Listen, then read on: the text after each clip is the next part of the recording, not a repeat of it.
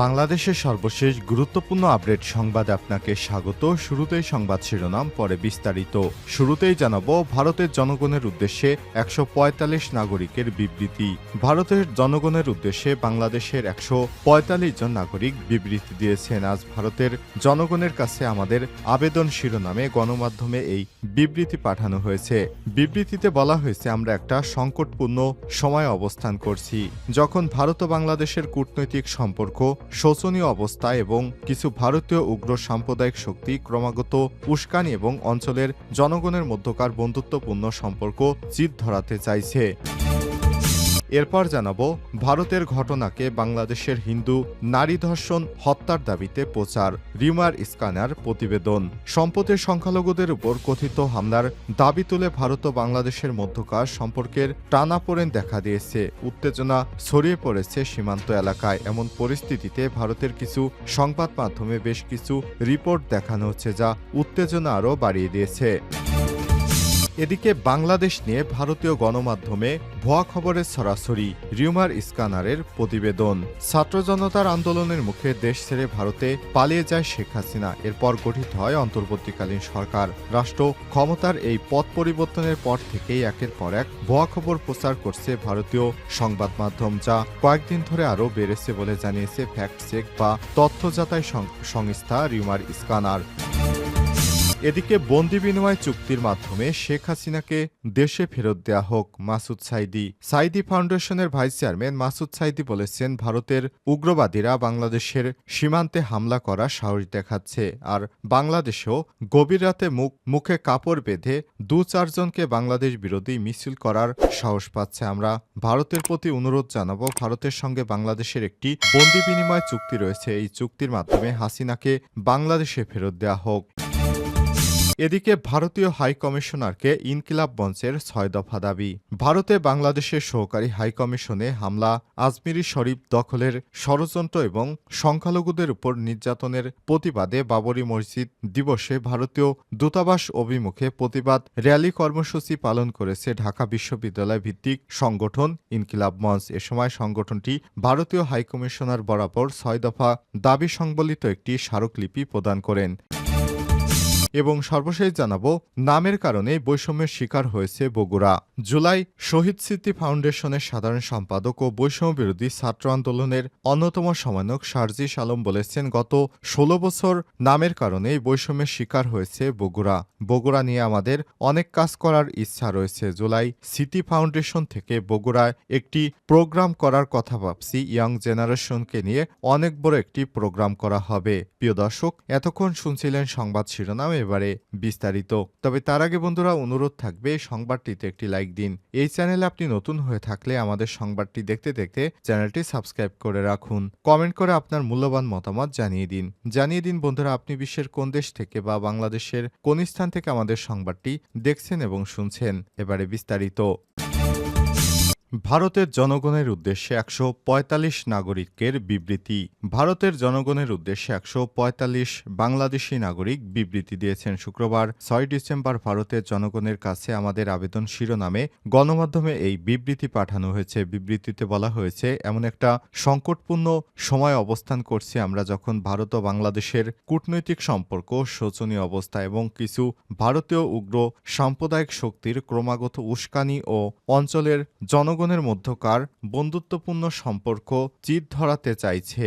ভারতের জনগণ ও ভারত সরকারকে আমরা কখনোই এক করে দেখি না। আমরা জানি ভারতের জনগণ হিন্দুত্ববাদী শক্তি ও সাম্প্রদায়িকতার বিরুদ্ধে লড়ছে। ফ্যাসিস্ট আওয়ামী লীগ সরকারের শাসন আমলের বিরুদ্ধে দীর্ঘদিন লড়াই করে তার পতন ঘটিয়েছি আমরা। জুলাই আগস্টে রক্তক্ষয়ী লড়াইয়ের সময় আমরা আপনাদের সঙ্গে সংহতি জানিয়ে কর্মসূচি পালন করেছি। আমাদের গণতান্ত্রিক আন্দোলন আপনাদের আন্দোলনে আমাদের সংহতি প্রকাশের ধারাবাহিকতা অনেক দিন আগের। শাসক গোষ্ঠী সাম্প্রদায়িকতার হাতিয়ার কাজে লাগিয়ে জানিয়ে বিবৃতিদাতারা বলেন, সাম্প্রদায়িকতা ভারতীয় উপমহাদেশের বড় সমস্যা। সাম্প্রদায়িকতা মানুষে মানুষে বিভাজন ঘটায়, ধর্মের ভিত্তিতে তৈরি করে বিভেদ। শিক্ষা, স্বাস্থ্য, কাজের অধিকার, নিত্যপণ্যের অস্বাভাবিক মূল্যবৃদ্ধি, নারীর প্রতি সংহতি এবং জনজীবনে আরও অনেক জলজান্ত সমস্যা আড়াল করার জন্য উপমহাদেশের প্রত্যেক শাসক গোষ্ঠী সাম্প্রদায়িকতার হাতিয়ার কাজে লাগিয়ে তারা এই কৌশল খাটিয়ে সংখ্যাগরিষ্ঠ এবং সংখ্যালঘু উভয় জনগোষ্ঠীর ভোট পার নিশ্চিত করতে চায়। বিশেষ করে রাজনৈতিক পথ পরিবর্তনের কালে সংখ্যালঘু জনগণের উপর হামলার ঘটনার বারবার ঘটাতে দেখা গেছে।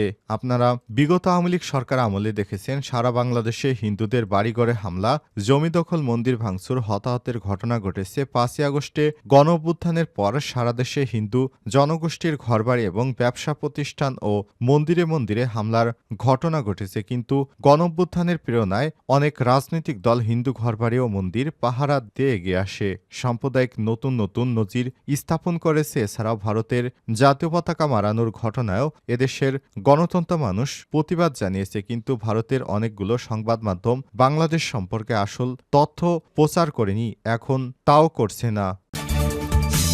ভারতের ঘটনাকে বাংলাদেশের হিন্দু নারী ধর্ষণ ও হত্যার দাবিতে প্রচার, সাম্প্রতিক সংখ্যালঘুদের উপর কথিত হামলার দাবি তুলে ভারত ও বাংলাদেশের মধ্যকার সম্পর্কের টানাপোড়েন দেখা দিয়েছে, উত্তেজনা ছড়িয়ে পড়েছে সীমান্ত এলাকায়। এমন পরিস্থিতিতে ভারতের কিছু সংবাদ মাধ্যমে বেশ কিছু রিপোর্ট দেখা যাচ্ছে যা উত্তেজনা আরও বাড়িয়ে দিয়েছে।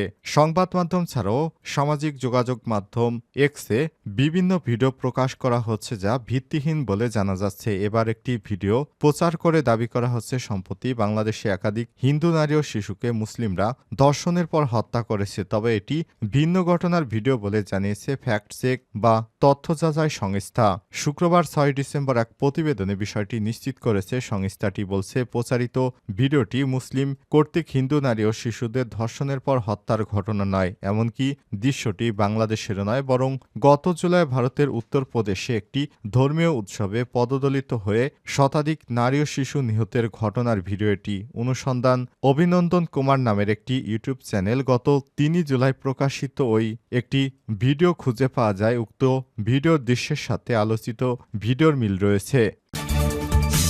বাংলাদেশ নিয়ে ভারতীয় গণমাধ্যমে ভুয়া খবরের ছড়াছড়ি। ছাত্র জনতার আন্দোলনের মুখে দেশ ছেড়ে ভারতে চলে যায় শেখ হাসিনা। এরপর গঠিত হয় অন্তর্বর্তীকালীন সরকার। রাষ্ট্র ক্ষমতায় এই পথ পরিবর্তনের পর থেকেই একের পর এক ভুয়া তথ্য ছড়িয়ে যাচ্ছে ভারত, প্রচার করছে ভারতীয় গণমাধ্যমে, যা কয়েকদিন ধরে আরও বেড়েছে বলে জানিয়েছে ফ্যাক্ট চেক বা তথ্য যাচাই সংস্থা রিউমার স্ক্যানার। আজ এক প্রতিবেদন প্রকাশ করে বিষয়টি নিশ্চিত করেছে সংস্থাটি। তারা বলছে আওয়ামী লীগ সরকার পতনের পর ভারতীয় সংবাদ মাধ্যমগুলোতে বাংলাদেশের বিষয় নিয়ে গুজব ছড়ানো হচ্ছে একের পর এক। রিউমার স্ক্যানার টিমের অনুসন্ধান থেকে জানা গেছে ১২ আগস্ট থেকে ৫ই ডিসেম্বর পর্যন্ত ভারতীয় সংবাদ মাধ্যমে প্রচারিত ১৩টি ভুয়া খবর পাওয়া গেছে। এমন ভুয়া খবর প্রচারের তালিকায় ভারতের অন্তত ৪৯টি গণমাধ্যমের নাম উঠে এসেছে। এদের মধ্যে রিপাবলিকান বাংলা সর্বাধিক ৫টি গুজব প্রচার করেছে। পরবর্তী অবস্থানে রয়েছে হিন্দুস্তান টাইমস, জি নিউজ এবং লাইভ মিন্ট,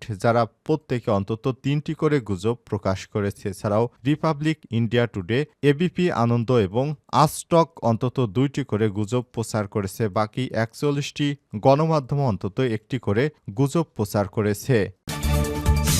বন্দি বিনিময় চুক্তির মাধ্যমে হাসিনাকে ফেরত দেয়া হোক মাসুদ সাঈদী। সাঈদী ফাউন্ডেশনের ভাইস চেয়ারম্যান মাসুদ সাঈদী বলেছেন, ভারতের উগ্রবাদীরা বাংলাদেশের সীমান্তে হামলা করার সাহস দেখাচ্ছে, আর বাংলাদেশও গভীর রাতে মুখে কাপড় বেঁধে ২-৪ জন বাংলাদেশ বিরোধী মিছিল করার সাহস পাচ্ছে। আমরা ভারতের প্রতি অনুরোধ জানাবো, ভারতের সঙ্গে বাংলাদেশের একটি বন্দি বিনিময় চুক্তি আছে, এই চুক্তির মাধ্যমে হাসিনাকে বাংলাদেশে ফেরত দেয়া হোক। শুক্রবার ৬ ডিসেম্বর বিকেলে পিরোজপুরের নাজিরপুর দেউলবাড়ি দোবরা ইউনিয়ন জামাত ইসলামের আয়োজিত গণসমাবেশে প্রধান বক্তা হিসেবে তিনি এসব কথা বলেন। মাসুদ সাঈদী বলেন, আমরা চাই হাসিনা বাংলাদেশে ফিরে আসুক। তিনি পালানোর আগে বলেছিলেন শেখের মেয়ে পালায় না, কিন্তু আমরা দেখলাম হেলিকপ্টারে ওড়ার আগে তিনি উড়ে গেলেন। শেখের মেয়ে যদি না পালায় তাহলে হেলিকপ্টারে যে পালালো সে কি শেখের মেয়ে না? এ সময় তিনি বলেন, আমরা বাংলাদেশকে একটি সুখী সমৃদ্ধশীল দেশ হিসেবে দেখতে চাই, আর এই দেশ গড়ার স্বপ্ন দেখেছিলেন জামাত ইসলামের সব নেতা। এদেশে কোরআনের আইন দিয়ে রাষ্ট্র পরিচালনা হোক সেজন্য আন্দোলন করছে জামাত ইসলাম, যার কারণে ভারত খুশি হতে পারেনি। ৯০% মুসলমানদের দেশে ইসলাম কায়েম হোক এটা ভারত চায় না। সে কারণে বাংলাদেশের সবথেকে সংগঠিত ইসলামী দল জামাত ইসলামকে তারা টার্গেট করেছিল। এ সময় তিনি আর বলেন, এত ইসলামী দল বাংলাদেশে কোনো ইসলামী দলের বিরুদ্ধে তারা অভিযোগ করেনি। আপনাদের বিবেকের কাছে আমার প্রশ্ন, কেন সেদিন বাংলাদেশ বিশেষ জামাত ইসলামকে টার্গেট করা হয়েছিল তার একটি কারণ, তারা জানে জামাত ইসলাম যে কালেমার দাওয়াত দেয় সেই কালেমার দাওয়াতের কাছে জালিমের শাসনের সামনে জামাত ইসলামের একজন নেতাকর্মীও মাথা নত করবে না। এ কারণেই তারা জামাত ইসলামকে বারবার টার্গেট করে জামাতের বিভিন্ন বড় বড় পর্যায়ের নেতাদেরকে হত্যা করেছে।